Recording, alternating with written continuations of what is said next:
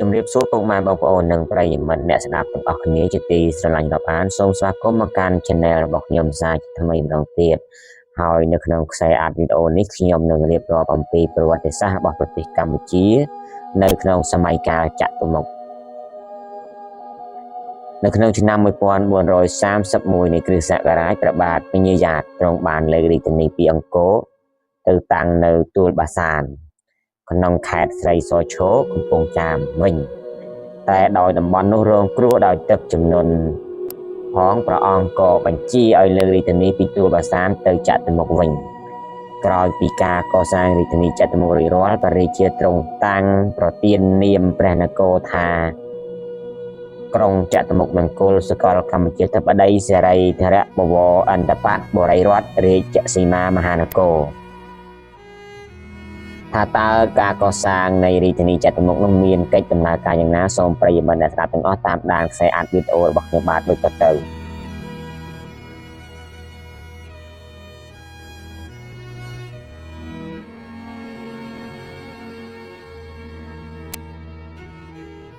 យើងបានដឹងហើយថានៅគ្រិស្តសករាជ1431ព្រះបាទបរមរាជាចៅពញ្ញាយ៉ាតទ្រង់បានលើករាជធានីពីអង្គរទៅតាំងនៅទួលបាសានក្នុងខេត្តស្រីសឈរវិញតែគង់នៅទីនោះបានតែប្រមាណ1ឆ្នាំបើតាមឯកសារខ្លះថាគង់នៅទីនេះរហូតដល់9ឆ្នាំហើយដោយមានទឹកជំនន់ធំខុសធម្មតាព្រះអង្គក៏បញ្ជាឲ្យលើករាជធានីពីទួលបាសានទៅតាំងនៅក្រុងភ្នំពេញវិញគឺនៅលើក្រោយខាងលិចនៃទន្លេច្រាបឈាមព្រះអង្គទ្រង់ត្រាស់បង្គាប់ឲ្យសម្ដេចចៅពញ្ញាកែនិងអង្គញា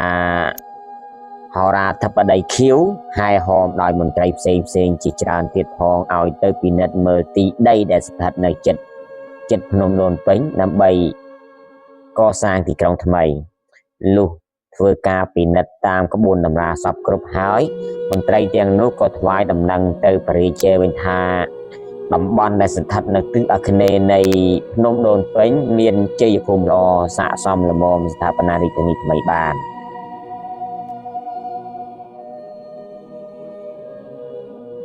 ព្រះអង្គក៏ទ្រង់ត្រាស់ឲ្យអស់ចៅហ្វាយស្រុកនៃ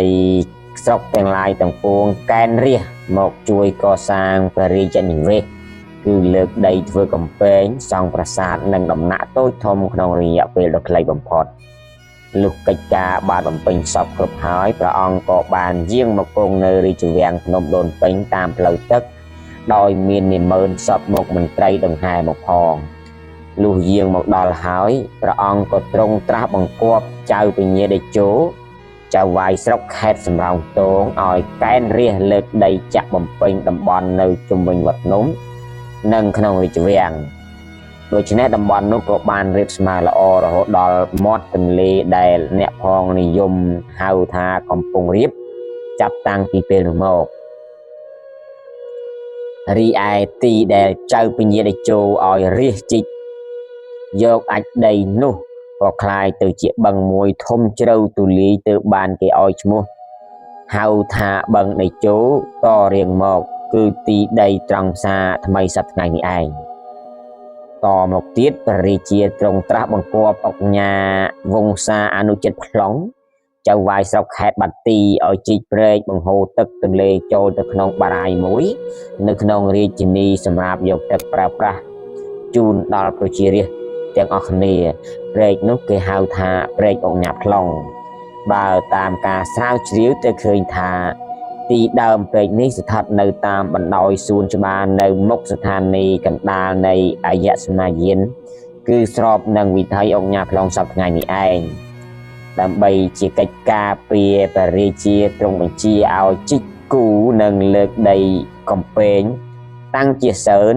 និងជាបន្ទាយព័ទ្ធជំនាញរាជធានីផងដែរដូច្នេះនៅទិសខាងត្បូងគឺព្រែកតាកែវទិសខាងលិចព្រែកអូកូទិសខាងជើងព្រែកពងពាយឬក៏ព្រែកចិនដំដែកព្រោះនៅកន្លែងនោះមានជនជាតិចិនរកស៊ីដំដែក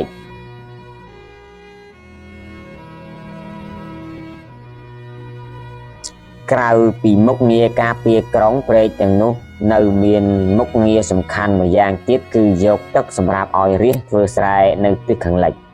ពួកនិមឺនសពមុខមន្ត្រីនិងពួកប្រជានរាស្ត្រ បានសង់គេហដ្ឋានរៀងៗខ្លួនក្នុងបរិវេណនៃរាជធានីនោះ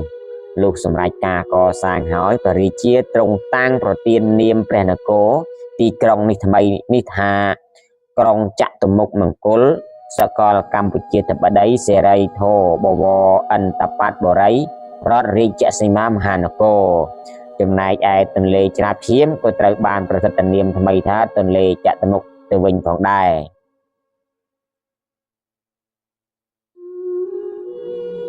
ក្រោយបន្តិចមកព្រះរាជបុត្រច្បងព្រះនាមនារីរាជាទ្រង់បានតែងតាំងជាឧបរាជហើយយាងទៅគង់ក្នុងព្រះដំណាក់នៅជ្រោយរលួស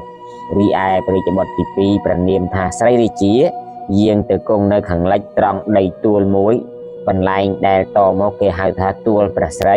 ម្ដុំវត្តព្រះពុទ្ធមានបុណ្យសពថ្ងៃនេះនៅគ្រានោះដែរព្រះវិហារកសាងឡើងដោយដូនពេញក៏បានត្រុតត្រោមខ្លះទៅតាមកាលវេលា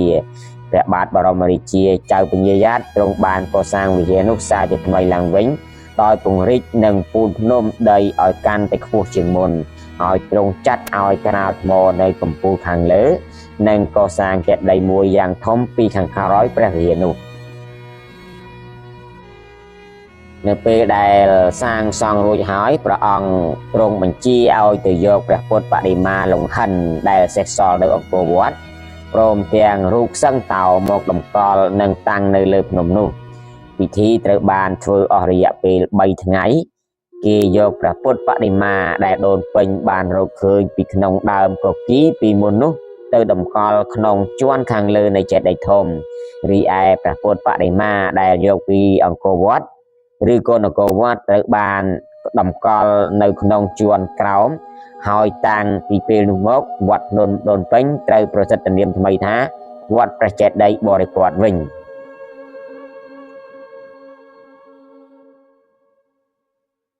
ក្រៅពីនេះព្រះរាជាទ្រង់បានចាត់ឲ្យកសាងវត្តអារាម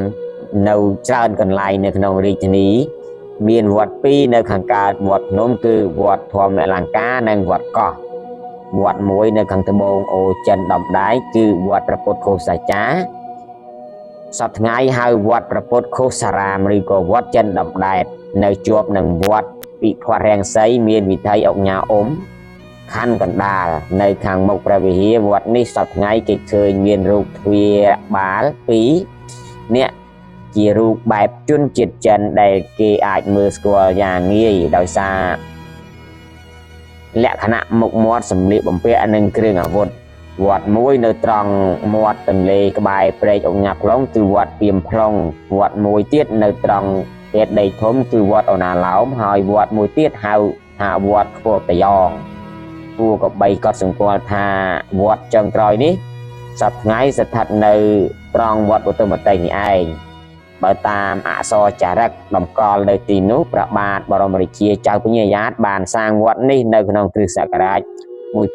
1442លើកទី1មានទំហំ202ម៉ែត្រគុណនឹង260ម៉ែត្រវត្តនេះគេហៅថាវត្តខ្ពស់តាយ៉ងព្រោះនៅខាងត្បូងវត្តមានខ្ពស់របស់តាយ៉ងព្រះវិហារវត្តនេះត្រូវបានកសាងថ្មី2លើកទៀតគឺលើកទី1នៅគ្រិស្តសករាជ1865ក្នុងរាជកាលព្រះបាទសម្ដេចនរោត្តមហើយលើកទី2នៅគ្រិស្តសករាជ1937ក្នុងរាជកាលរបស់ព្រះស៊ីសុវត្ថិមុនីវង្សគួរក៏បីជំរាបជូនបងប្អូនជ្រាបផងដែរថាវត្តអូណាឡោមនៅរក្សាឈ្មោះដដែលតាំងពីពេលកសាងរហូតមកដល់សប្តាហ៍ថ្ងៃនេះហើយឈ្មោះអូណាឡោមនេះត្រូវបានប្រសិទ្ធនាមឡើងដោយយកតាមឈ្មោះចេតិយដែលគេបញ្ចុះព្រះអូណាឡូមគឺរោមប្រជុំចិញ្ចើមនៃព្រះអសចិត្តថេរនៅខាងមុខវត្តនេះគឺនៅជិតមាត់ទន្លេព្រះរាជាទ្រង់ឲ្យសាងឃ្លាំងមឿងមួយជាអ្នកតាចាំស្រុកឈ្មោះថាអ្នកតាប្រាជ្ញ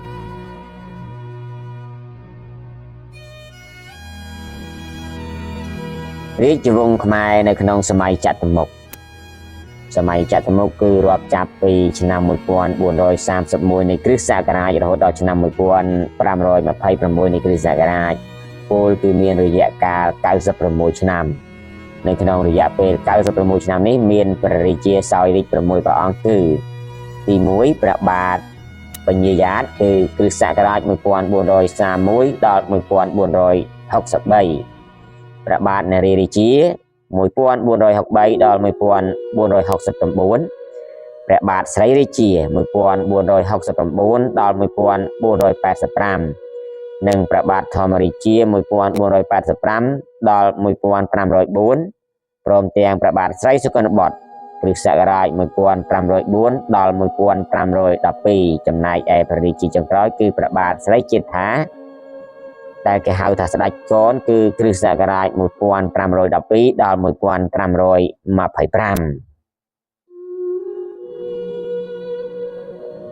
ព្រះបាទពញាយ៉ាតព្រះអង្គជាបុត្ររបស់ព្រះបាទស្រីសូរិយាវង្សទី1ព្រះមហាក្សត្រដែលបានរំដោះក្រុងអង្គរពីកណ្ដាប់ដៃសៀម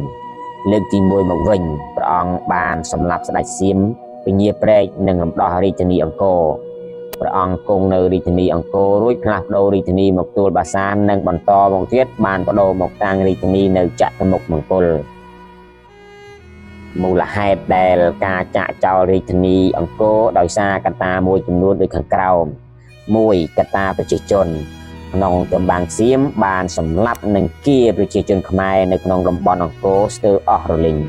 ដោយនេះប្រជាជននៅតំបន់អង្គរដែលសល់តិចតួចមិនអាចការពារក្រុងអង្គរបានទៀតទេនិងមានប្រជាជនខ្លះទៀតបានភៀសខ្លួនចេញពីរាជធានីអង្គរទី2កត្តាសេដ្ឋកិច្ចដោយសារសង្គ្រាមផ្ទៃក្នុងនិងសង្គ្រាមជាមួយពួកសៀមផងបានបំផ្លិចបំផ្លាញសង្គមសេដ្ឋកិច្ចហេដ្ឋារចនាសម្ព័ន្ធបារាយប្រឡាយទឹកផ្លូវថ្នល់ទំនប់ធារាសាស្ត្រខ្ទេចខ្ទីអស់ដែលមិនអាចស្ដារការខូចខាតនោះបានទី3កត្តាភូមិសាស្ត្ររាជធានីអង្គរស្ថិតនៅជិតក្រុងអយុធ្យាពេកមានចម្ងាយប្រមាណជា400គីឡូម៉ែត្រពីគ្នាតែប៉ុណ្ណោះដូចនេះសៀមអាចនឹងវាយលុករាជធានីអង្គរសារជាថ្មីម្ដងទៀតកត្តាអធិពលគឺកម្លាំងម៉ែចុះខ្សោយទាំងកម្លាំងកាយចំនួនប្រជាជននិងទាំងកម្លាំងចិត្តគឺផ្នែកស្មារតីបាត់បង់ជំនឿលើខ្លួនឯងរីឯសៀមពង្រីកទឹកដីទូលំទូលាយពង្រីកអំណាចនិងបង្កើនកម្លាំងដោយហេតុនេះហើយទើបទ្រង់ចាក់ចេញពីក្រុងអង្គរទៅទួលបាសានវិញព្រះបាទពញាយ៉ាតទ្រង់មានព្រះរាជបុត្រ3ព្រះអង្គជាមួយនឹងមហេសីនិងស្រីស្នំដូចជាទី1ព្រះបាទនរារាជារាជបុត្ររបស់ព្រះអង្គជាមួយនឹងអ្នកមនាងទេវីទី2ព្រះបាទស្រីរាជារាជបុត្ររបស់ព្រះអង្គជាមួយអ្នកមនាងបុទុមកេសរនិងទី3ព្រះបាទធម្មរាជារាជបុត្ររបស់ព្រះអង្គជាមួយនឹងអ្នកមនាងស៊ីសងាមលុះដល់ឆ្នាំ1463ព្រះអាបាទពញាយ៉ាតបានដាក់រាជឲ្យបុត្រច្បងគឺព្រះនរារាជានៅឆ្នាំ1466ព្រះបាទពញាយ៉ាតក៏បានសោយទីវង្គតដោយរោគទាបៀតនៅប្រជជនមាយុ70ព្រះវស្សាហើយនៅក្នុងគ្រិស្តសករាជ1967ព្រះបាទនរារាជាបានកសាងចេតិយថ្វាយព្រះបាទពញាយ៉ាតនៅលើភ្នំដូនពេញដែលជាចេតិយធំជាងគេបន្ទាប់មកនៅឆ្នាំ1917ព្រះបាទស៊ីសវ័តទ្រង់បានចាត់ចែងឲ្យកសាងចេតិយនេះសារជាថ្មីហើយធំជាងមុនទៀតព្រះរាជាទី2នៅក្នុងសម័យឧត្តមគឺព្រះបាទនរារាជាគ្រិស្តសករាជ1463 1469ព្រះបាទនរារាជាជាព្រះរាជបុត្រច្បងរបស់ព្រះបាទពញាយ៉ាតជាមួយនឹងអ្នកមនាងទេវីតែឯកសារខ្លះថាជាបុត្ររបស់អ្នកមនាងស៊ីសងាមទៅវិញដោយព្រះបាទពញាយ៉ាតជារៀនណាស់ទៅហើយព្រះអង្គបានដាក់រាជថ្វាយទៅព្រះរាជបុត្រច្បងរបស់ព្រះអង្គគឺព្រះបាទនរារាជាឲ្យឡើងសោយរាជស្នងដែលមានព្រះនាមក្នុងរាជថាព្រះបាទសម្ដេចព្រះរាជឱកាព្រះនរារាជារាមាធិបតីព្រះស្រីសូរិយោពណ៌ធម្មឹកមហារាជាធិរាជបរមបពិតបណ្ឌិតជាឥសូរសោយរាជនៅរាជធានីចតុមុខក្នុងឆ្នាំ1463នៃគ្រិស្តសករាជក្នុងរាជព្រះបាទនរារាជានេះព្រះអង្គបានជួយឧបត្ថម្ភជញ្ជូនដីចាក់ទីភ្នំដូនពេញឲ្យធំខ្ពស់បានជាភ្នំមែនទែនហើយព្រះអង្គបានសាងចេតិយមួយយ៉ាងធំសម្រាប់បញ្ចុះព្រះសិរីរិកធាតុរបស់ព្រះពុទ្ធនិងតម្កល់ព្រះអង្គចតុមុខដែលដូនពេញរើសបាននោះហើយព្រះអង្គបានដាក់ឈ្មោះវត្តភ្នំដូនពេញរហូតមកដល់សព្វថ្ងៃនេះ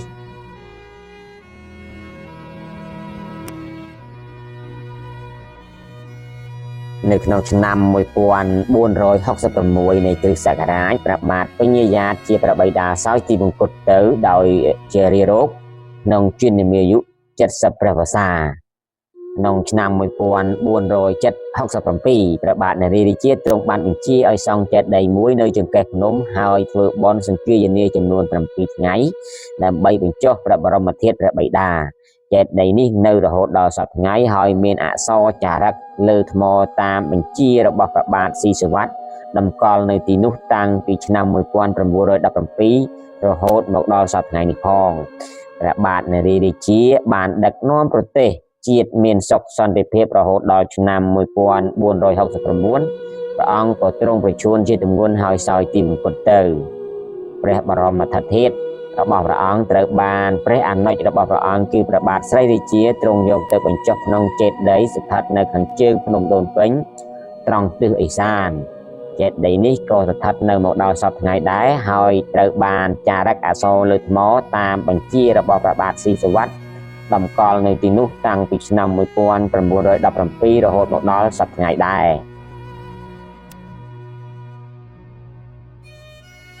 ព្រះរាជាទី3នៅក្នុងសម័យឧត្តមគឺព្រះបាទស្រីរាជាព្រះបាទស្រីរាជាជាព្រះរាជបុត្រទី2របស់ព្រះបាទពញ្ញាយ៉ាតដោយសារតែព្រះបាទស្រីសូរិយោទ័យដែលជាបុត្ររបស់ព្រះនរាយរាជានៅមានព្រះជន្មវ័យក្មេងពេកទើបព្រះរាជវង្សានុវង្សនិងនាម៉ឺនសពមុខមន្ត្រីបានសូមយាងព្រះបាទស្រីរាជាដែលជាព្រះអនុជព្រះបាទនរាយរាជាឡើងសោយរាជបន្តដោយមាននាមសម្រាប់រាជថាព្រះរាជអង្ការព្រះស្រីរាមាធិបតីធម្មឹក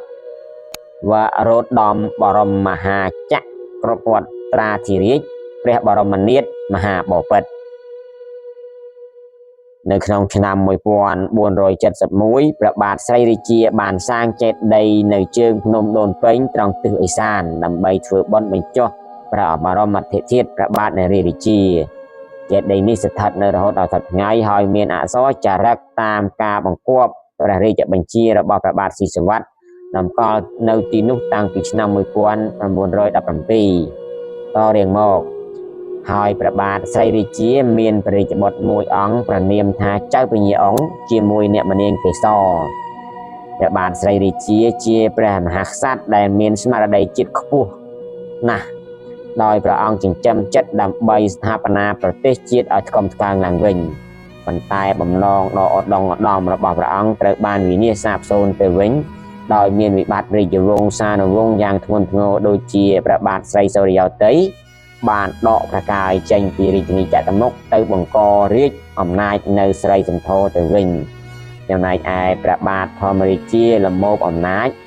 បានទៅពឹងពាក់សៀមឲ្យមកជួយដណ្ដើមវិញខ្លួនបើយោងតាមប្រវត្តិសាស្ត្របានបញ្ជាក់ថាក្រោយពីព្រះបាទនរាយរាជារាមាធិបតីទ្រង់សោយទីបង្គត់ទៅរាជវង្សានុវង្សសេនាបតីមន្ត្រីតូចធំខ្ញុំនិច្ការបានយាងព្រះស្រីរាជាព្រះអនុជបន្ទាប់ឲ្យឡើងសោយរាជស្នងព្រះជេដ្ឋាដោយមានព្រះនាមក្នុងរាជថាព្រះរាជអង្ការព្រះស្រីរាជារាមាធិបតីធម្មឹកវរោត្តមបរមមហាចក្រពត្រាធិរាជព្រះបរមនាថមហាបពិតក្នុងរាជព្រះបាទស្រីរាជារាមាធិបតីនេះវិបត្តិរាជវង្សមួយដ៏ធំគឺការបះបោរដណ្ដើមរាជធានីបានកើតឡើងដែលធ្វើឲ្យប្រជារាស្ត្រខ្មែររងទុក្ខវេទនាយ៉ាងខ្លាំងដោយសារសង្គ្រាមស៊ីវិលដែលផ្ទុះឡើងហើយអូសបន្លាយអស់រយៈពេលជាង10ឆ្នាំហើយក្នុងកាលវេលានោះប្រទេសខ្មែរត្រូវចែកចេញជា3ចំណែកហើយមានស្ដេចដែលសុទ្ធតែជាតិសាច់សាលហិតតែមួយសោយរាជដាច់ពីគ្នាទៀតផង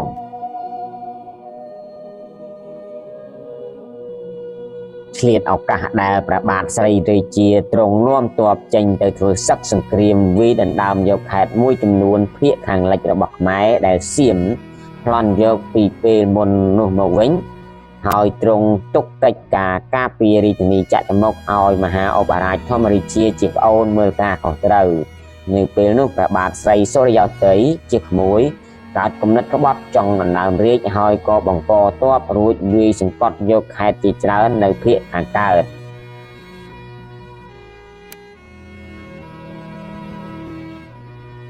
មហាអបរាជធម្មរាជាឃើញហេតុមិនសូវដូច្នោះទ្រង់ក៏បញ្ជូនមន្ត្រីចំណិតរបស់ព្រះអង្គឲ្យទៅកាន់កាប់និងការពារខេត្តទាំងឡាយភាគខាងលិចយ៉ាងរឹងមាំរួចញើព្រះរាជសារទៅថ្វាយព្រះបាទស្រីរាជាព្រះរាមឲ្យជ្រាបពីហេតុការណ៍ដែលព្រះបាទស្រីសូរិយោទ័យក្បត់ប៉ុនប៉ងដណ្ដើមរាជនោះនៅពេលព្រះបាទស្រីរាជាដឹងហើយក្រោយពីជ្រាបព័ត៌មាននេះហើយ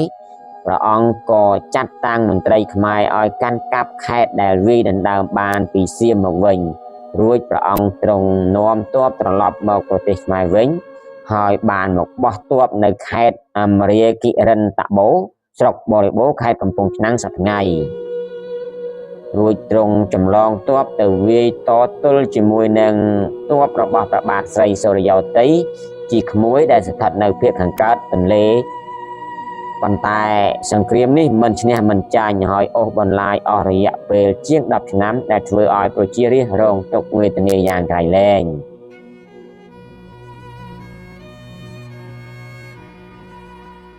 ចំណែកខាងព្រះបាទធម្មរាជាវិញជាឧបរាជដោយឃើញសង្គ្រាមអូសបន្លាយយូរអង្វែងផងនិងដោយបានទទួលការញុះញង់ពីមន្ត្រីចំណិតនានារបស់ផងនោះទីបំផុតព្រះអង្គក៏ព្រមប្រកាសឡើងសោយរាជ្យលើទឹកដីខេត្តភាគខាងលិចឈៀងខាងត្បូងដែលព្រះអង្គកាន់កាប់បានហើយដែលធ្វើឲ្យប្រទេសខ្មែរក្នុងពេលនោះត្រូវបែងចែកជា3គឺព្រះបាទស្រីរាជាគ្រងរាជ្យនៅលើទឹកដីភាគឧត្តរទិសនៃប្រទេសខ្មែររាប់ពីខេត្តលង្វែករហូតដល់រយងសុរិន្ទសង្កេសកូខណ្ឌរហូតទល់នឹងដែនប្រទេសសៀមដោយមានទីតាំងនៅអមរាគិរិនតបូខេត្តកំពង់ឆ្នាំងសប្តាហ៍ថ្ងៃជារាជធានីដោយឡែកព្រះបាទសូរិយោទ័យជាក្មួយទ្រង់គ្រងរាជ្យលើដីភាគខាងកើតឈៀងខាងជើងរាប់ពីទួលបាសានដល់ខេត្តរងដំរីព្រៃនគរលង្ហោជើងបាដែងទៅទល់នឹងប្រទេសចាមដោយយកទួលបាសានជារាជធានីចំណែកឯព្រះបាទធម្មរាជាគ្រងរាជ្យលើដែនដីភាគខាងលិចឈៀងខាងត្បូងនៃប្រទេសរាប់ចាប់ពីចតុមុខដល់កំពតកំពង់សោមបាសាក់ព្រះត្រពាំងបារាឬខេត្តព្រះសូគាប្រមូលសដូនណៃទៅទល់នឹងសមុទ្រដោយយកក្រុងចតុមុខជារាជធានី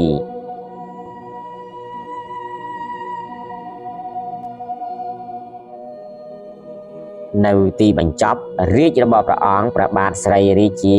រាមាធិបតីទ្រង់ត្រូវបានទ័ពសៀមដែលដឹកនាំដោយព្រះចៅចក្រពត្តិប្រទេសសៀមដែលបានចូលមកធ្វើអន្តរាគមន៍តាមការស្នើសុំរបស់ព្រះបាទធម្មរាជាដែលជាកូនរបស់អ្នកមនាងស៊ីសាងាមជាជាតិសៀមស្រាប់នោះចាប់បញ្ជូនយកទៅស្រុកសៀមជាមួយនឹងព្រះបាទសូរិយោទ័យជាក្មួយហើយព្រះអង្គទ្រង់សោយទីវង្គតនៅប្រទេសសៀមនោះ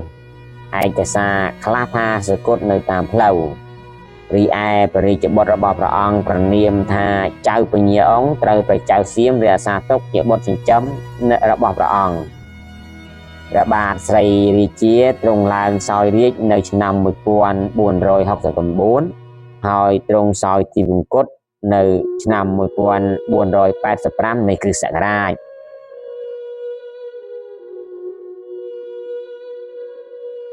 ព្រះមហាក្សត្រទី4នៅក្នុងសម័យឧដុង្គគឺព្រះបាទ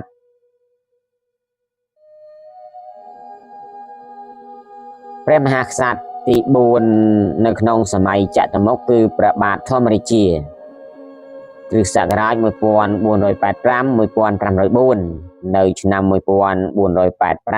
ស្ដេចសៀមដែលសោយរាជ្យនៅរាជធានីអយុធ្យាបានយល់ព្រមតាមសំណូមពររបស់ព្រះបាទធម្មរាជាហើយបានបញ្ជាឲ្យលើកទ័ពចូលមកប្រទេសខ្មែរដើម្បីជួយធ្វើសង្គ្រាមដណ្ដើមរាជជូនព្រះបាទធម្មរាជានៅកំឡុងពេលធ្វើសង្គ្រាមនោះព្រះបាទស្រីរាជាយល់ឃើញថាប្រជារាស្ត្របាននឿយណាយនឹងសង្គ្រាមខ្លាំងពេកហើយនោះព្រះបាទស្រីរាជាក៏បានសម្រេចចិត្តចូលមកផ្សះផ្សាបញ្ចប់សង្គ្រាមចំណែកឯខាងព្រះបាទស្រីសូរិយោទ័យវិញដោយពុទ្ធិហ៊ានពំចង់ច្បាំងតទៅទៀតព្រះអង្គក៏បង្ខំចិត្តចូលរួមចរចាបញ្ចប់សង្គ្រាមដែរជាដំណោះស្រាយស្ដេចសៀមបានចាប់យកព្រះបាទស្រីរាជានិងព្រះបាទស្រីសូរិយោទ័យ ទៅរាជធានីអយុធ្យានិងទុកនាយគង់ឲ្យនៅថែរក្សាក្រុងចតុមុខគ្រានោះព្រះបាទធម្មរាជាដែលទៅឈរជើងនៅនគរវត្តបានថយទៅនៅបាភ្នំដើម្បីលើកទ័ពវាយដណ្ដើមយកចតុមុខមកវិញហើយសោយរាជដែលមានព្រះនាមសម្រាប់រាជថាព្រះបាទសម្ដេចព្រះរាជអង្គការព្រះធម្មរាជាមហាចក្រពត្តិត្រាធិរាជព្រះបាទធម្មរាជាបានអភិសេកឡើងសោយរាជសម្បត្តិនៅឆ្នាំ1486ហើយប្រទេសខ្មែរក៏បានសុខសាន្តរហូតដល់ឆ្នាំ1504ព្រះអង្គក៏ទ្រង់សោយទីវង្គតទៅព្រះបាទធម្មរាជាព្រះអង្គមានបុត្រពីរព្រះអង្គគឺព្រះបាទស្រីសុគន្ធបុត្របុត្ររបស់អ្នកមនាងបាននិងព្រះបាទច័ន្ទរាជាបុត្រអ្នកមនាងពេញបុប្ផា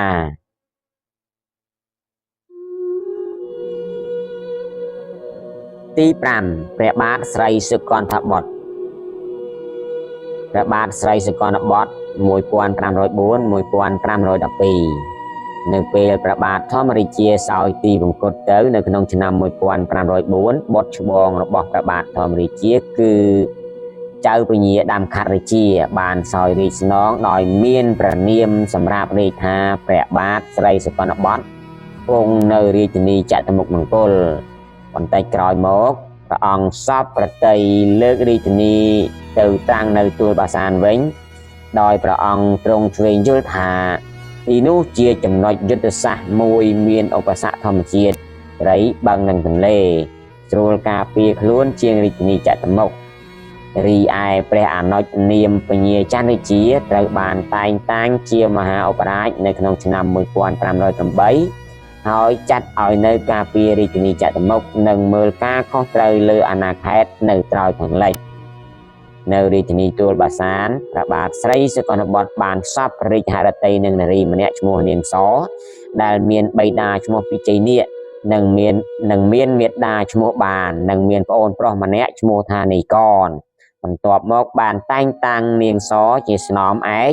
ចំណែកឯនីកនមានឋានៈជាមហាថ្លឹកបើយោងតាមប្រវត្តិសាស្ត្របញ្ជាក់ថា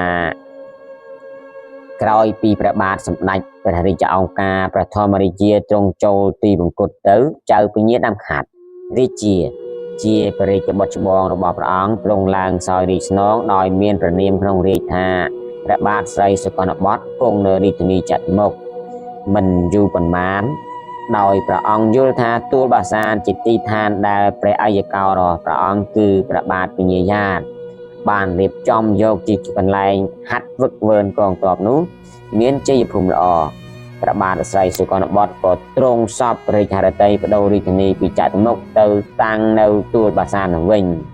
ព្រះអង្គទ្រង់តែងតាំងព្រះអនុជពញាច័ន្ទរាជាដែលមានទូនីតិជាមហាឧបរាជឲ្យគង់នៅការពាររាជធានីចតុមុខនិងមើលការខុសត្រូវលើអាណាខេត្តភាគខាងលិចផងដែរនៅក្នុងរាជរបស់ព្រះអង្គព្រះបាទស្រីសុគន្ធបុត្រត្រូវបាននីកនជាប្អូនថ្លៃដែលជាអនាគតស្ដេចគ្រងរាជបន្ទាប់ពីព្រះអង្គបះបោរដណ្ដើមរាជក្នុងរាជពងសាវតាសរសេរថាស្ដេចសោយរាជគឺព្រះបាទស្រីសុគន្ធបុត្រទ្រង់សុបិនឃើញនាគរាជមួយដេញខំព្រះអង្គហើយពួមយកទាំងស្វេតឆ័ត្ររបស់ព្រះអង្គទៅបាត់ផងដែរពួកហោរាបានទាយពីសុបិននេះថាអាចនឹងមានកោលាហលកើតឡើងបង្កឡើងដោយព្រះស្ដេចកនដែលកើតនៅក្នុងឆ្នាំរោងគឺឆ្នាំនាគនោះឯងព្រះបាទស្រីសុគន្ធបុត្រដែលជឿថាព្រះគ្រោះរបស់ព្រះអង្គកើតឡើងពីនាយកនក៏ទ្រង់ពិភាក្សាជាមួយមន្ត្រីចំណិតព្រះអង្គដោយសម្ងាត់ដើម្បីរកល្បិចបំផ្លាញស្ដេចកនឲ្យបានមុនប៉ុន្តែជាអកុសលអបាយកលនេះត្រូវបាននាងសឬក៏កេសរបុប្ផាជាស្នំឯករបស់ព្រះអង្គនិងត្រូវជាបងបង្កើតរបស់ស្ដេចកនលបស្ដាប់បានហើយលួចដល់ដំណឹងទៅឲ្យស្ដេចកនមុន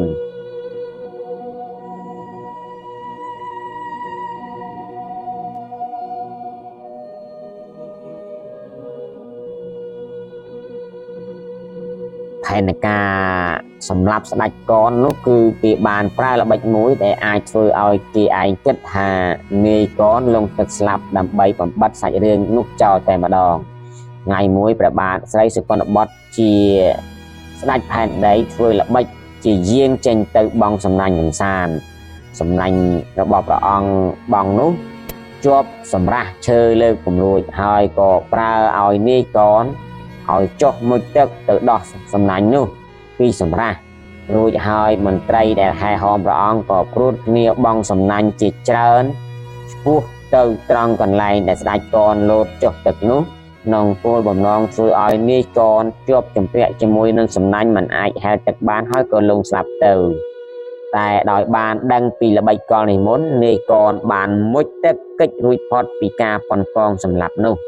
ដោយមាននាគរាជមួយមកពាត់កណ្ដាលខ្លួនព្រះស្ដេចកនហើយ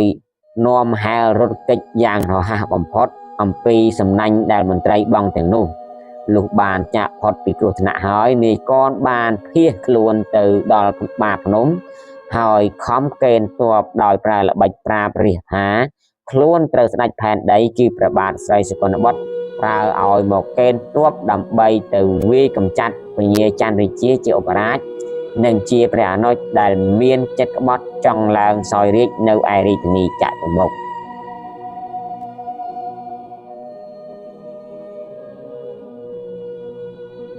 វិឃោសនារបស់ស្ដេចកននេះបានលើទៅដល់ពញាចន្ទរាជាជាឧបរាជព្រះអង្គទ្រង់ជឿថាមានហេតុភេទមិនត្រួលមែនក៏ភៀសប្រកាយទៅសុកសៀមហើយសូមជ្រកកោននឹងស្ដេចសៀមទៅ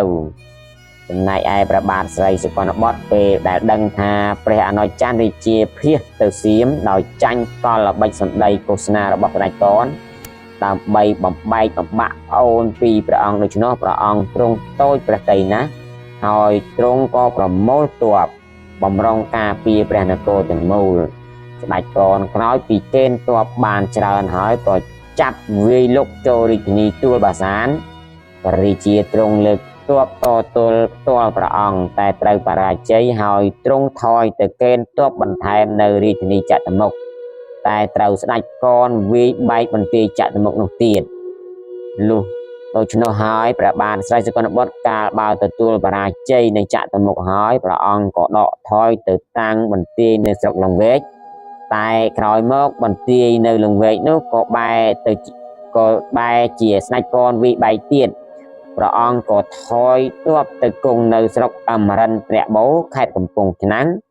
រួចទីបំផុតក៏ឆ្លងទៅគង់នៅក្នុងបន្ទាយស្ទឹងសែនក្នុងស្រុកអាសន្ទុកក្នុងគ្រិស្តសករាជ1512គឺនៅក្នុងបន្ទាយស្ទឹងសែនក្នុងឆ្នាំ1512នោះហើយដែលបកពួករបស់ស្ដេចកនឈ្មោះអោកម៉ឺនសរិនកែវប្រើអបាយកលសម្រាប់ព្រះបាទស្រីសុគន្ធបុត្រជាស្ដេចផែនដីបានតាមដំណើររឿងគឺថាដំបងអោកម៉ឺនសរិនកែវធ្វើលេសជាក្បត់ស្ដេចកនហើយត្រូវស្ដេចកនដាក់ទោសប្រហារជីវិត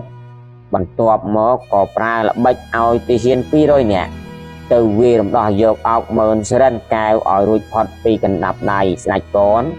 រួចនាំគ្នាមកសុំចោះចូលជាមួយនឹងស្ដេចផែនដីគឺព្រះបាទស្រីសុគន្ធបុត្រក្នុងពេលដែលស្ដេចកនលើកទ័ពវាយសន្ធប់យកបន្ទាយស្ទឹងសែនក្នុងខេត្តអាសន្ទុកនេះពួកខ្មាំងបង្កប់ក្រោមបញ្ជារបស់អោកម៉ឺនសរិនកែវនេះក៏ឆក់ឱកាសធ្វើគុតស្ដេចផែនដីបានក្នុងពេលនោះតែម្ដងទៅព្រះបាទស្រីសុគន្ធបុត្រទ្រង់ឡើងសោយរាជនៅក្នុងឆ្នាំ1504នៃគ្រិស្តសករាជហើយទ្រង់សោយទីបង្គត់ក្នុងសង្គ្រាមជ្រែករាជរបស់ស្ដេចកនក្នុងឆ្នាំ1512នៅខេត្តអាសន្ទុករីឯព្រះរាជបុត្ររបស់ព្រះអង្គជាមួយអ្នកមនាងកេសោបុប្ផាដែលត្រូវជាបងស្រីរបស់ព្រះស្ដេចកនមានឈ្មោះថាពញាយុសរាជាបានភៀសខ្លួនទៅជ្រកកោនឯប្រទេសសៀមរស់នៅជាមួយនឹងព្រះចន្ទរាជាជាព្រះបេតុលា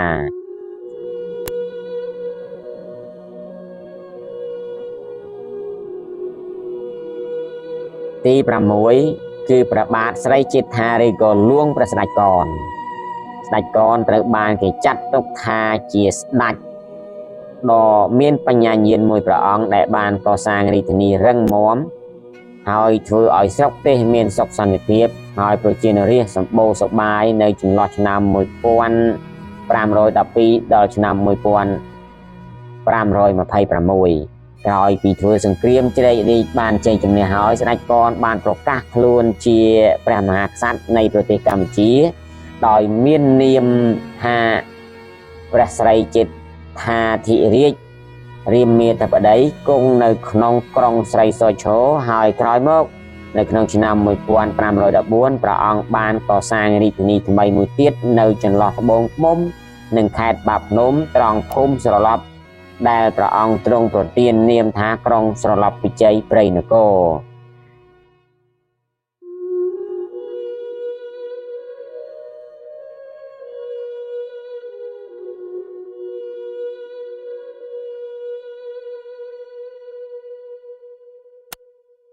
3ឆ្នាំក្រោយមករាជធានីនេះមានប្រជារាស្ត្ររស់នៅកុះកកាន់តែច្រើនឡើងជាងរាជធានីចាស់បុរាណប្រទេសជាតិបានទទួលសុខសន្តិភាពហើយពួកបរទេសជាច្រើនបានចូលមកធ្វើទំនាក់ទំនងខាងពាណិជ្ជកម្មប្រាក់ស្លឹងសញ្ញារូបនាគត្រូវបានគេបោះពុម្ពឲ្យប្រើប្រាស់ពាសពេញផ្ទៃប្រទេសដើម្បីសម្រួលវិស័យពាណិជ្ជកម្មក្នុងនិងក្រៅប្រទេសប្រជានុរាស្ត្រមានជីវភាពខ្ពស់ជាងមុនដោយសារវិធានការមួយចំនួនរបស់ស្ដេចកនដូចជាបន្ធូរបន្ថយពន្ធដារបន្ថយការពិន័យព្រមទាំងកែប្រែច្បាប់ព្រហ្មទណ្ឌឲ្យមានលក្ខណៈធូរស្រាលជាងមុនជាដើមរដ្ឋវិទូខ្លះបានសង្កត់សេចក្តីថានៅសម័យនោះអាណាប្រជានុរាស្ត្របានសុខសប្បាយសប្បាយថែមទៀតផងសង្គ្រាមរំដោះទឹកដីនិងចំនួនផ្ទៃក្នុងសម័យចតុមុខសង្គ្រាមទី1គឺសង្គ្រាមរំដោះយកអាណាខេត្តខ្មែរនិងពីទិសខាងលិចពីសៀមមកវិញព្រះបាទស្រីរាជាព្រះអនុជព្រះបាទនារីរាជាបុត្រច្បងនៃព្រះបាទពញ្ញាយ៉ាតក្រោយពីឡើងស្នងរាជនៅក្នុងគ្រិស្តសករាជ1469មកជានិច្ចកាលតែងតែចិញ្ចឹមចិត្តដឹកនាំប្រទេសជាតិឲ្យបានថ្កុំថ្កើងរុងរឿងសប្បាយសប្បាយព្រះអង្គមានមនសិការជាតិខ្ពស់ស្ដាយស្រណោះទឹកដីប៉ែកខាងលិចដែលបានបាត់បង់ដោយសៀមរឹបអូសលេបត្របាក់យកកន្លងផុតទៅព្រះអង្គទ្រង់បានរៀបចំចាត់តាំងអាជ្ញាធរខេត្តក្រុងស្រុកឃុំឲ្យមាំមួននិងបានកសាងកម្លាំងទ័ពទាំងជើងគោកជើងទឹកព្រមទាំងភស្តុភារសឹកស្បៀងនិងទ័ពបំរុងឲ្យខ្លាំងពូកែនិងស្ទាត់ជំនាញទៀតផងនៅក្នុងឆ្នាំ1475ព្រះបាទស្រីរាជាបានប្រកាសធ្វើចម្បាំងរំដោះយកទឹកដីខ្មែរដែលសៀមយកក្នុងរាជការព្រះរាជាមុនមកវិញទ្រង់បានដឹកនាំទ័ពដោយព្រះអង្គឯងហើយចាត់តាំងព្រះស្រីសុរិយោទ័យជាក្មួយ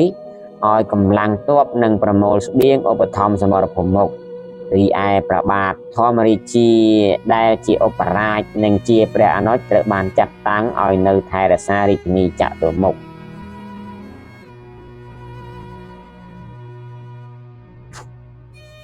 កងទ័ពជាតិខ្មែរដឹកនាំដោយព្រះរាជាផ្ទាល់បានលើកសម្ដៅទៅទិសខាងលិចហើយបានកម្ចាត់ពួកសៀមឈ្លានពានឲ្យគេចចេញផុតពីទឹកដីខ្មែរ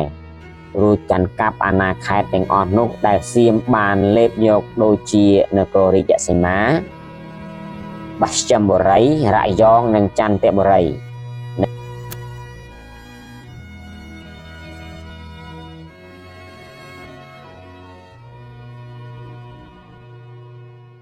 ព្រះរាជាទ្រង់សប្បាយរីករាយណាស់ដោយឃើញរាស្ត្រខ្មែរដែលរស់នៅទីនោះបានងើបឡើងពួតដៃកម្លាំងគ្នានិងកងទ័ពជាតិដើម្បីកម្ចាត់សត្រូវលេបទឹកដីឲ្យអស់ពីមាតុភូមិជោគជ័យដ៏ត្រចះត្រចង់នៃចម្បាំងនេះបានជំរុញឲ្យព្រះរាជាខ្មែរសម្រេចប្រតិវាយកំទេចកម្លាំងទ័ពសៀមឲ្យអស់រលាយផុតក្នុងពេលនោះតែម្ដងក្រោយពីសម្រេចប្រតិដូច្នេះហើយព្រះអង្គក៏រៀបក្បួនទ័ពវាយលុកចូលរហូតដល់ក្រុងអយុធ្យាទីក្រុងអយុធ្យាត្រូវបានឡោមព័ទ្ធព្រះអង្គទ្រង់ប្រាថ្នារំលាយរាជធានីនោះចោលប៉ុន្តែពេលនោះដោយអុកញ៉ាចក្រីមនដែលជាប្រមុខទ័ពបានទទួលមរណភាពក្នុងសមរភូមិបន្ទាប់ពីត្រូវរបួសជាទម្ងន់និងដោយកងទ័ពខ្មែរថមថយកម្លាំងផងផែនការរំលាយរាជធានីសៀមក៏ត្រូវបានអាក់ខានទន្ទឹមនឹងនោះដែរវិបត្តិរាជវង្សខ្មែរក៏ផ្ទុះឡើងដូចនេះផែនការ វាយយកនឹងកំទេចក្រុងសៀមត្រូវរលាយអស់ទៅវិញទី2អន្តរាគមរបស់ស្ដេចសៀមនៅក្នុងវិបត្តិរាជវង្សខ្មែរតាមក្បួនរាជពង្សសាវតាផ្សេងសុទ្ធតែបាននិយាយអំពីអន្តរាគមរបស់សៀមក្នុងចំនួនរវាងស្ដេចខ្មែរប៉ុន្តែរបៀបធ្វើអន្តរាគមនោះឃើញថាមានបែបផែនខុសៗគ្នាទៅវិញ4ខ្លះបញ្ជាក់ថាគឺព្រះបាទធម្មរាជាដែលត្រូវជាបុត្ររបស់អ្នកមនាងសៀមស្រងាមនោះឯងដែលទៅពឹងកម្លាំងសៀមដើម្បីដោះស្រាយបញ្ហាចម្បាំងក្នុងគ្រួសារផងនិងដើម្បីបានសោយរាជ្យតែម្នាក់ឯងផងនៅពេលដែលព្រះបាទស្រីរាជាជាប់ដៃប្រយុទ្ធនៅសមរភូមិឯនោះព្រះអង្គម្ចាស់ស្រីសូរិយោទ័យជាក្មួយរបស់ព្រះអង្គបុត្រព្រះនរេរាជាមានគំនិតចង់ក្បត់ហើយគេចខ្លួនចេញពីរាជធានីចតុមុខទៅបំបះបំបោរប្រជារាស្ត្រនៅត្រើយខាងកើតទន្លេធំទន្លេមេគង្គក្សត្រអង្គនេះបានបង្កទ័ពវាយដណ្ដើមយកខេត្តជាច្រើនមកត្រួតត្រាមានខេត្តស្រីសឈរបងឃ្មុំបាភ្នំដន័យជាដើមឡាបន្ទាប់មកកងទ័ពស្រីសូរិយោទ័យបានទន្ទ្រានយកខេត្តខាងជើងខ្លះបានទៀតដូចជាកំពង់សៀមស្ទឹងត្រង់ជើងព្រៃបារាយជាដើមបណ្ដាខេត្តដែលកងទ័ពស្រីសូរិយោទ័យវាយទន្ទ្រានយកបានត្រូវបានបង្កើតជាតំបន់អបគមមួយដែលមានឈ្មោះថាអាណាចក្រខ្មែរខាងកើតដែលមានរាជធានីនៅស្រីសឈរលុះបានកាន់កាប់ទឹកដីមួយភាគធំរួចហើយព្រះបាទស្រីសូរិយោទ័យបានប៉ុនប៉ងរៀបទ័ពចេញទៅទប់ស្កាត់ផ្លូវព្រះបាទស្រីរាជាជាម្ចាស់ទឹកដីថែមទៀតផងvì aiព្រះបាទពញាធម្មរាជាដែលជាឧបរាជនៅថែរក្សារាជធានីចតុមុខបានថ្វាយព្រះព័ត៌មានសពគ្រប់ទៅដល់ព្រះស្រីរាជាព្រមទាំងស្នើសុំឲ្យព្រះអង្គនាំទ័ពលើកទៅវាយខ្ទប់ទ័ពក្បត់ស្រីសូរិយោទ័យពីខាងជើងមកវិញដោយទទួលព័ត៌មាននេះព្រះបាទស្រីរាជាក៏បានចាត់តាំងកងទ័ពឲ្យថែរក្សាទឹកដីខាងលិច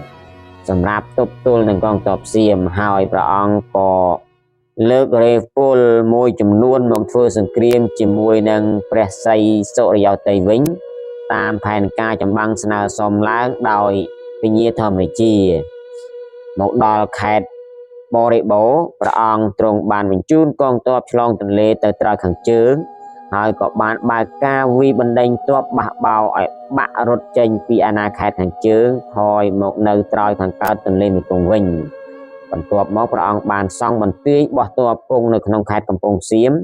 ត្រៀមធ្វើសឹកសង្គ្រាមបន្តទៀតក្នុងគណៈនោះដែរពញាធម្មរាជាក៏បង្ហាញពុតក្បត់របស់ខ្លួនឲ្យឃើញជាក់ស្ដែងដោយបញ្ជូនរាជវង្សានុវង្សព្រមទាំងព្រះរាជទ្រព្យខ្លះទៀតក្រៅពីលំពែងនិងប្រខ័នរាជទៅថ្វាយព្រះបាទស្រីរាជាហើយនឹងរៀបចំទ័ពមាំមួនការពារកុំឲ្យទ័ពក្មួយជ្រៀតចូលមកលើដែនដីដែលខ្លួនហួងហែងនោះបាន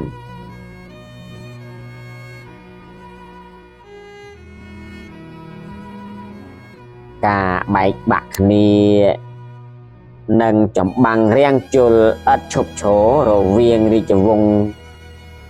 សានុវង្សខ្មែរនាពេលនោះបានផ្ដល់ផលវិបាកយ៉ាងអាក្រក់ដល់សង្គមខ្មែរដូចជាចោរកម្មការប្លន់និងការកាប់សម្លាប់គ្រោះទុរភិក្សជំងឺរាតត្បាតជាដើមឡា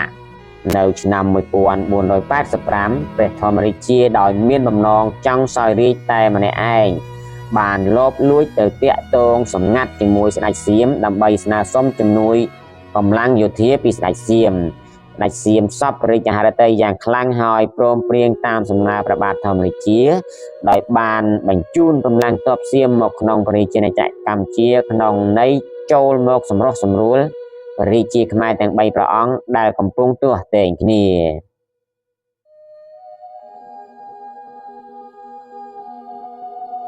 ក្នុងពេលកងទ័ពសៀមចូលមកក្រុងចតុមុខព្រះធម្មរាជាក៏បានរៀបចំទទួលយ៉ាងឯកធិកហើយយាងព្រះចៅចក្រពត្តិត្រាធិរាជចូលគង់ក្នុងដំណាក់វាំងភ្នំដូនពេញបន្ទាប់មកសេនាបតីខ្មែរសៀមក៏ចាប់ផ្ដើមប្រឹក្សាអំពីផែនការចម្បាំងកម្ចាត់ព្រះបាទស្រីរាជានិងព្រះបាទស្រីសូរិយោទ័យ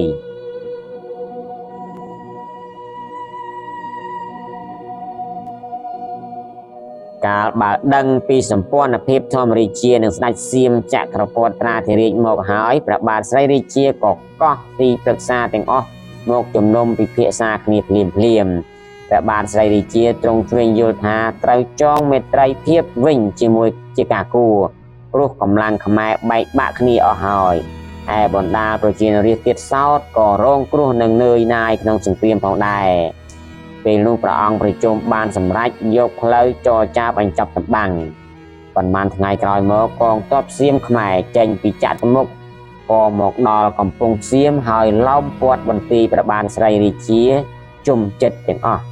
ពេលនោះអុកញ៉ាក្រឡាហោមឹងក៏ចេញទៅជួបព្រះចៅចក្រពត្តិត្រានិងពញាធម្មរាជាដើម្បីទូលពីបំណងនៃព្រះបាទស្រីរាជាដែលចង់សុំចងស្ពានមានមេត្រីភាពបញ្ចប់សង្គ្រាមព្រះរាជាទាំងពីរអង្គត្រេកអរជាខ្លាំងហើយក៏សូមយាងព្រះបាទស្រីរាជាមកប្រថាប់ក្នុងព្រះពន្លា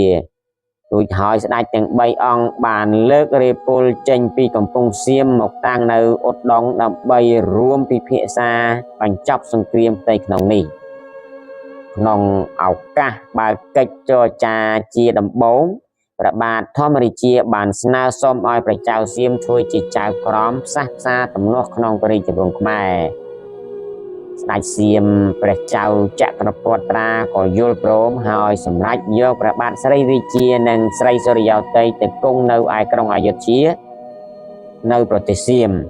ចាប់ពីពេលនោះមកប្រទេសកម្ពុជាបានសុខសន្តិភាពឡើងវិញព្រះបាទធម្មរាជាត្រូវបានស្ដេចសៀមរៀបចំអភិសេកជាព្រះមហាក្សត្រក្រុងកម្ពុជាក្នុងឆ្នាំ1486នៅរាជធានីចតុមុខក្រោយពីបានជួយធ្វើអន្តរាគមន៍ផ្សះផ្សាទំនាស់ក្នុងរាជវង្សខ្មែរមកហើយស្ដេចសៀមបានទាមទារយកខេត្តដែលព្រះបាទស្រីរាជាទើបបំដោះបាននោះទៅវិញទាំងអស់ដោយឈឺចិត្តចាញ់អបាយកលធម្មរាជាខ្លាំងពេកព្រះបាទស្រីរាជាក៏ទ្រង់ប្រជូនរួចសគត់នៅឯរាជធានីអយុធ្យាដោយបន្សល់ទុកពញាអង្គជាបុត្រញើនឹងព្រះចៅសៀមមួយឆ្នាំកន្លងមកទៀតព្រះស្រីសុរិយោទ័យក៏ទ្រង់ចូលទីវង្គតទៀតដែរសង្គ្រាមស្ដេចកនជ្រៃរាជព្រះបាទធម្មរាជាចូលទីវង្គតនៅឆ្នាំ1504ហើយព្រះរាជបុត្រច្បងរបស់ព្រះអង្គបានឡើងសោយរាជស្នងព្រះអង្គដោយតែងតាំងព្រះអនុជអង្គច័ន្ទជាព្រះមហាឧបរាជក្រោយពីឡើងគ្រងរាជសម្បត្តិរួចហើយព្រះបាទស្រីសុគន្ធបុត្រទ្រង់សព្វរាជហឫទ័យទៅគង់នៅរាជវាំងទួលបាសានស្រុកស្រីសយឈរពលគឺស្រុកស្រីសន្ធរសប្តាហ៍ថ្ងៃឯព្រះមហាឧបរាជអង្គច័ន្ទទ្រង់ឲ្យគង់នៅក្រុងចតុមុខនៅឯរាជវាំងទួលបាសានព្រះបាទស្រីសុគន្ធបុត្រសព្វរាជហឫទ័យប្រពៀតបឹងបងសំណាញ់កំសាន្តនិងយាងចូលព្រៃបរបាញ់សត្វនៅទីនោះហើយដែលព្រះអង្គទ្រង់ប្រតិព័ទ្ធទៅលើរូបនាងពៅបុត្រីរបស់ពិជ័យនាគឯកសារខ្លះថាឈ្មោះនាងសនិងនាងបានក្រោយមកទ្រង់បានលើកនាងពៅជាស្នំឯកឯប្អូននាងពៅឈ្មោះកនទ្រង់តែងតាំងជាមហាកលិកនិងក្រោយមកទ្រង់ដំឡើងស័ក្តិជានាយកនជាគុនលួងព្រះស្ដេចចំពោះសង្គ្រាមជ្រែករាជរបស់ស្ដេចកននិងព្រះបាទស្រីសុគន្ធបុត្រដោយដែលខ្ញុំបានរៀបរាប់ពីខាងលើរួចហើយតទៅនេះខ្ញុំនឹងនិយាយអំពីសង្គ្រាមរវាងស្ដេចកននិងព្រះអង្គច័ន្ទឬក៏ព្រះបាទច័ន្ទរាជាវិញម្ដង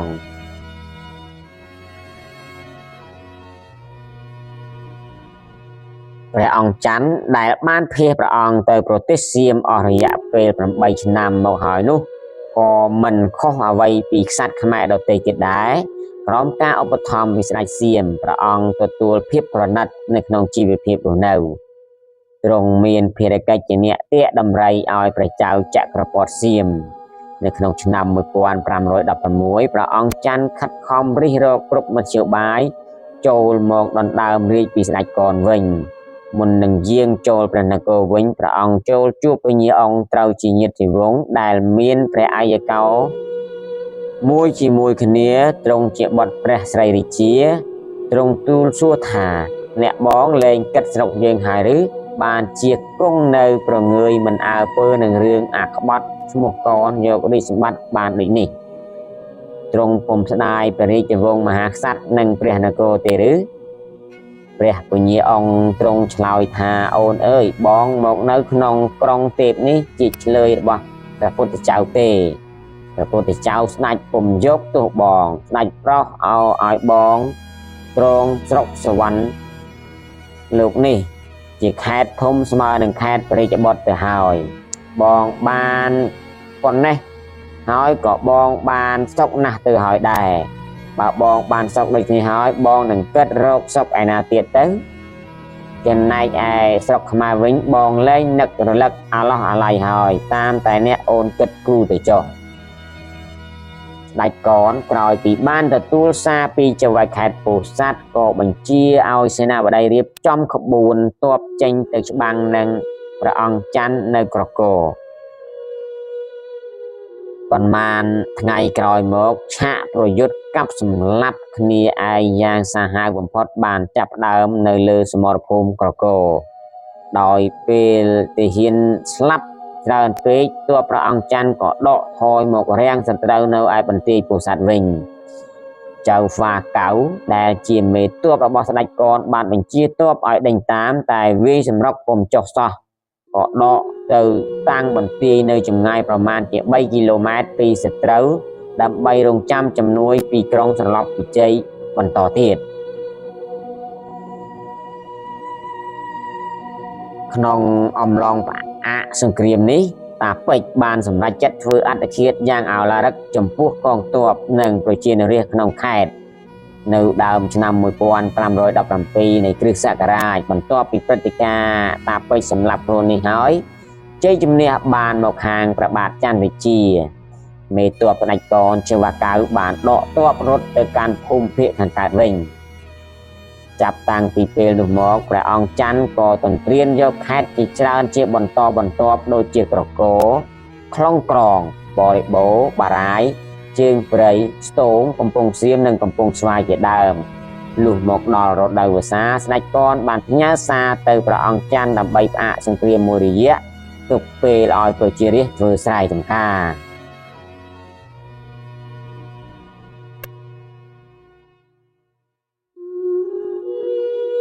ការផ្អាកឈប់ប្រយុទ្ធគ្នាត្រូវបានអនុវត្តដោយភាគីទាំងសងខាងហើយសង្គ្រាមបានចាប់ផ្ដើមឡើងវិញនៅពេលចប់រដូវធ្វើស្រែចូលមកដល់ខែទី3នៃឆ្នាំ1518កងទ័ពរបស់ព្រះអង្គច័ន្ទចំនួន10000នាក់បានវាយលុកចូលខេត្តសំរោងទងបាទីត្រាំងរួចមកវាយចាក់ទៅមុខទៀតដូចនេះទឹកដីខ្មែរនៅត្រើយខាងលិចទន្លេមេគង្គត្រូវធ្លាក់មកក្នុងអំណាចរបស់ព្រះអង្គច័ន្ទវិញនៅឆ្នាំ1519ក្រោយដែលបានលបងវាយលុកយកខេត្តកំពង់សៀមមកវិញពុំបានសម្រេចស្ដេចកនក៏ចាត់រាជទូតឲ្យនាំសារទៅថ្វាយព្រះច័ន្ទរាជាស្នើសុំចែកប្រទេសខ្មែរជាពីរដោយមានទន្លេមេគង្គជាបន្ទាត់ព្រំសីមាស្ដេចកនគ្រប់គ្រងត្រើយខាងកើតហើយគង់នៅក្នុងក្រុងស្រឡប់ពិជ័យរីឯព្រះច័ន្ទរាជាត្រួតត្រាត្រើយខាងលិចហើយគង់នៅឯខេត្តពោធិ៍សាត់ចាប់តាំងពីពេលនោះម